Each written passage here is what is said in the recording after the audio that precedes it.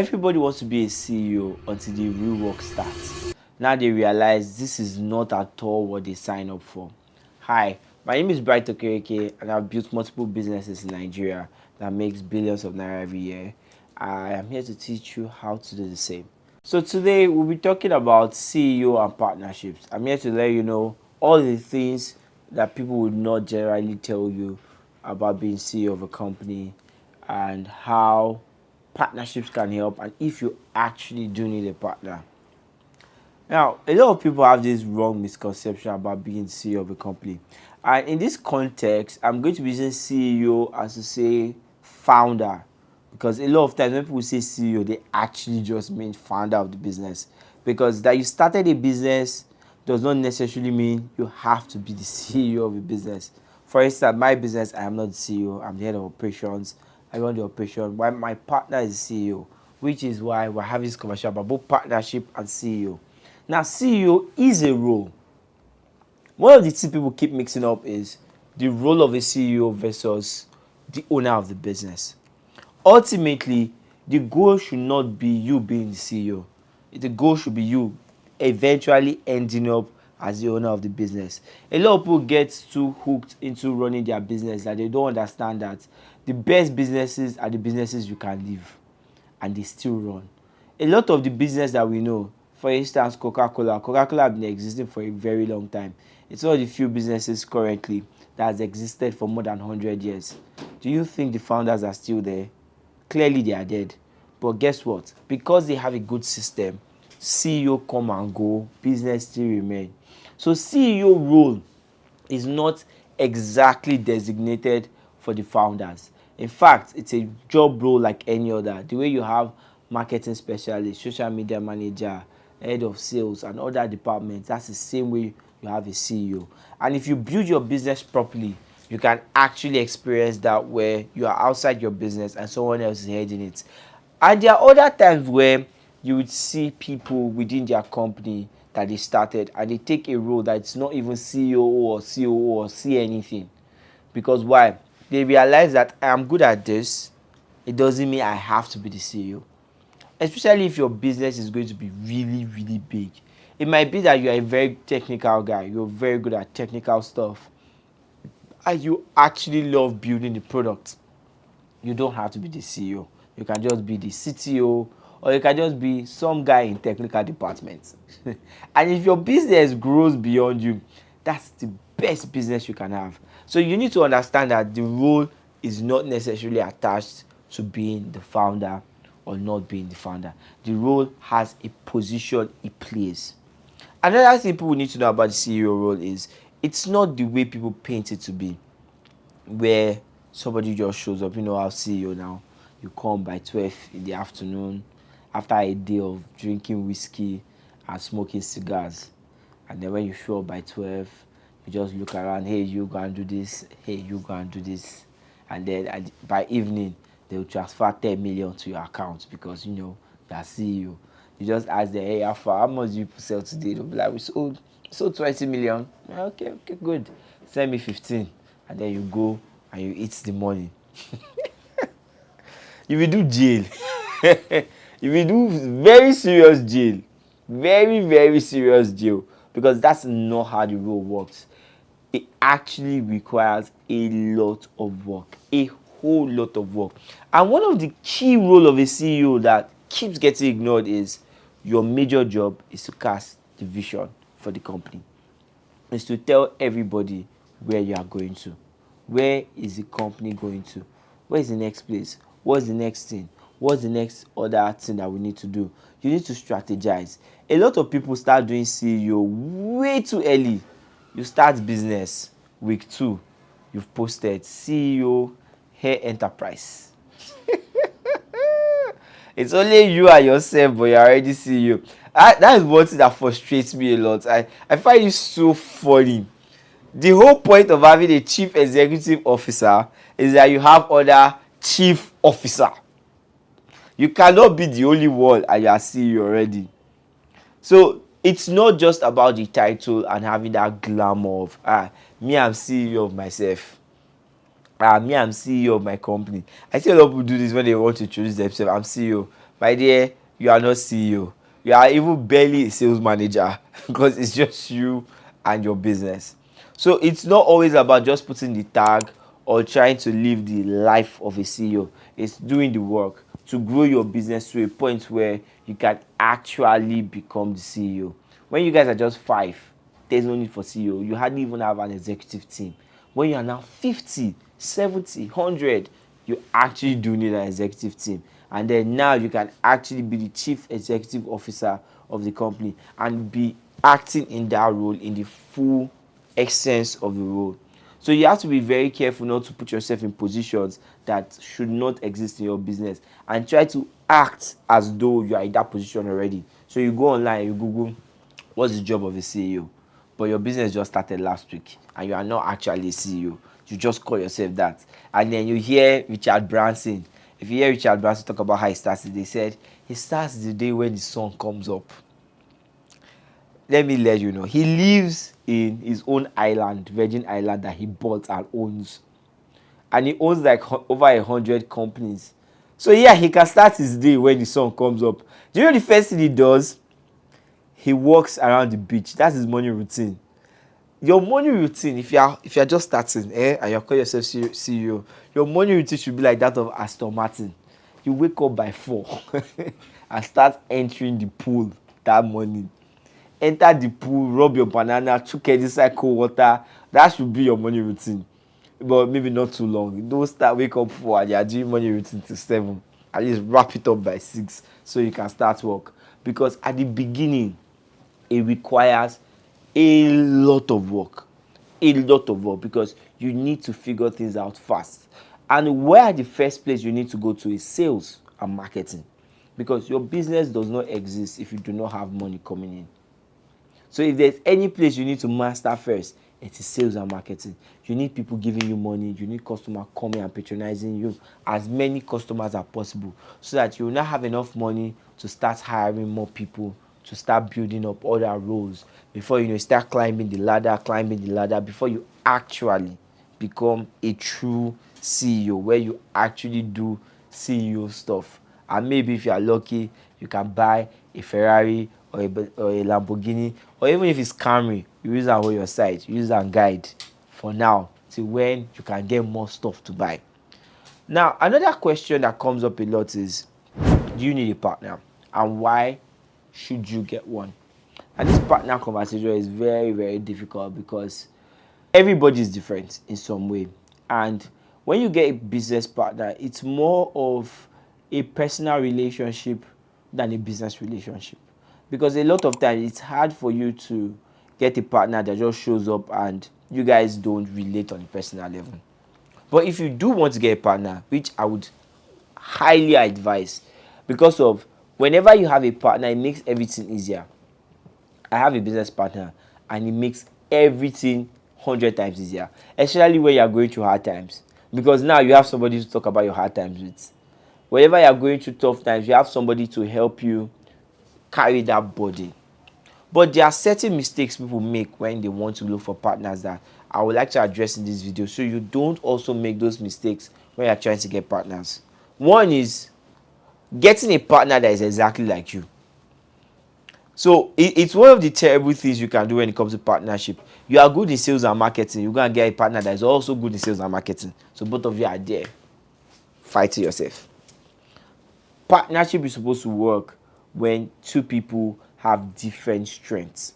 So if you are good in sales and marketing, get someone who is good with operations, get someone who is good with admin, get someone who is good in the technical product, or at least interested in it, so that way both of you can complement each other. So while you are there getting customers, the person is making sure that the money you make from those customers is being utilized into the right place. Not two of you are there getting customers, which sometimes is necessary. For most business at the beginning, both people need to be marketing, both people need to be getting customers, and then one will do less of the customer and then handling the orders from the customer. But long term, business is now booming, you need to specialize, and then both of you are still doing the same thing. That would only be a major recipe of disaster, because at every point other things will be lagging because both of you have the same strength. Another thing that is very helpful with getting a partner, if you do want to get one, is opposing personalities too. So if you're an extrovert, it's best you are partnering with an introvert. If you are, let's say, right leaning, you get someone that is left leaning. I don't mean politically, I'm just giving an example of different places. If you look, when it comes to relationship, how many of you have noticed it's always introverts marry extroverts, at least the one that lasts. If you are introvert and it still works out, extrovert, but most cases you notice that the introvert will always fall in love with the extrovert. And when you see husband and you see wife, you are so different. Funny enough, the one that used to make me laugh the most is dark skinned, light skinned. One person is always light skinned, the other person is dark skinned. You will hardly see two light skinned couple together. You will see a lot of two dark skinned because all of us were mostly dark skinned, right? But there's always going to be a mixture. Another mixture is man and woman. Very good opposite view. Man and man relationship, it exists, but as we all know, it's not ideal, right? It's not ideal. This video can get cancelled, but I don't think Nigeria will have that problem yet. But my point is, opposing strength works better. So make sure your partner or anybody you are looking to partner with in business has opposing strength. You can sit down and say, okay, I'm good with this, what am I not good at? And then you find a partner that is good at those things so that you do not suffer. Same thing with hiring your first set of people to join your company. Is you hire people that have opposing strengths so that they can complement you and your business can now function properly because every aspect of the business is taken care of. Now, another question is, do you really need a partner?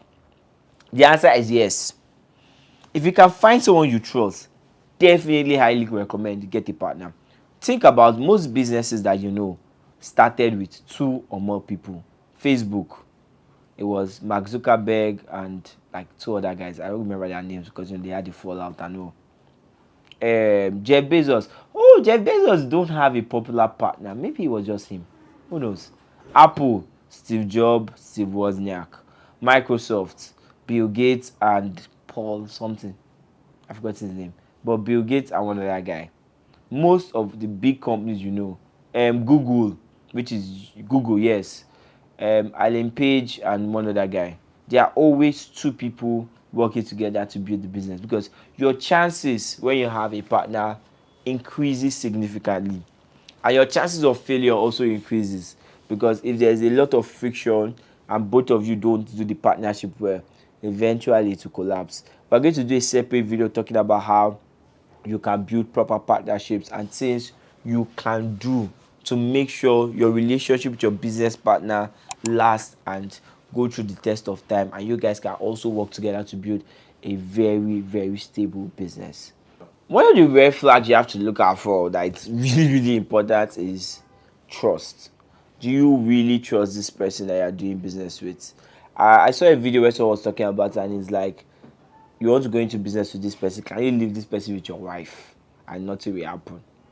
That is a very good question, and a lot of people said no, and they're like, why are you in business and partner with somebody you can't trust that well? It might be with your wife, it might be with the money. And one thing you can do to measure trust is in the early stage, look at how they treat. Because one thing with people that are not trustworthy is it always shows. Do they keep to their word? If they say A is A, do they lie unprovoked? There are a lot of people that do that thing where they lie unprovoked or they misrepresent matters, whether it's figures, whether it's scenarios. You need to look out for those things. Are they loyal to what they say? If they say they are going to do something, do they do it? It's one of the things that you need to look at because there is trust for money, there's trust for commitment.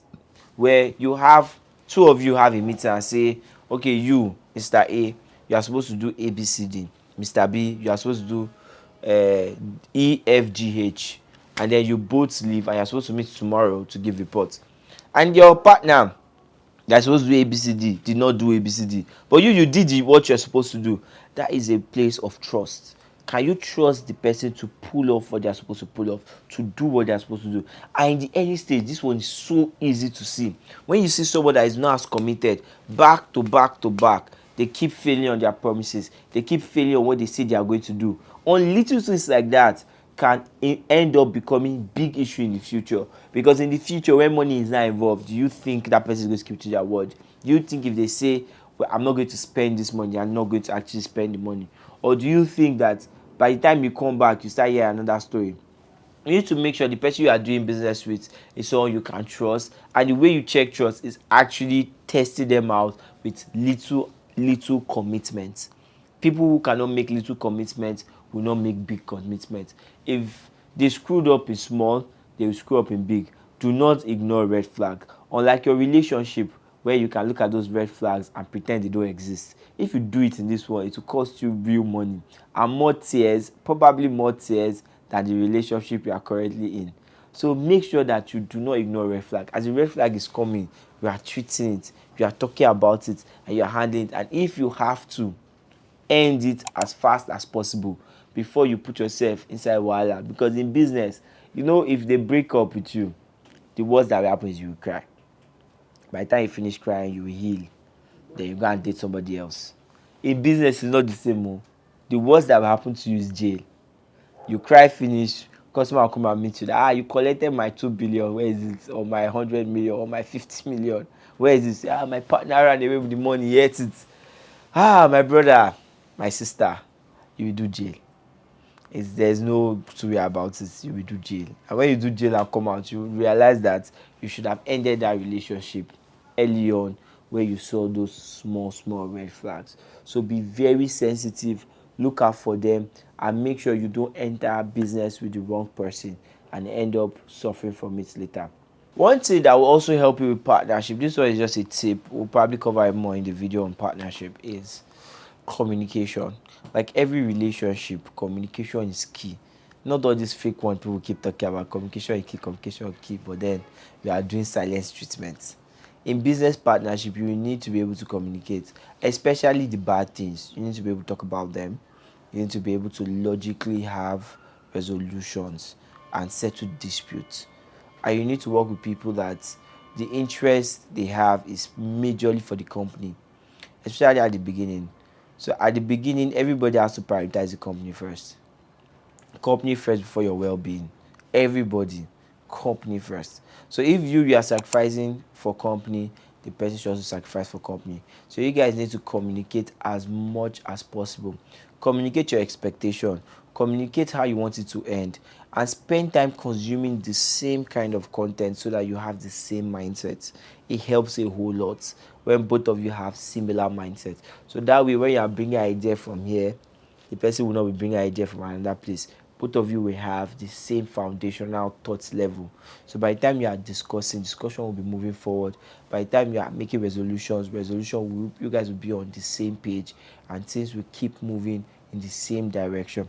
So you need to be very careful with these things and make sure that you partner with the right people, and your business will go very, very far. Don't be afraid of partnership. It's really good for your business. And at the end of the day, you'll build the kind of business where you'll be very happy to be a part of it. You'll be very happy to own a part of it. And you'll make a lot of money. Because at the end of the day, it's money we're all looking for.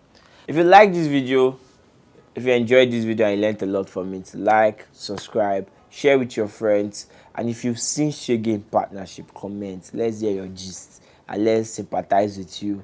And hopefully this advice from this video will make you make better decisions in the future. Thank you very much. See you on the next video.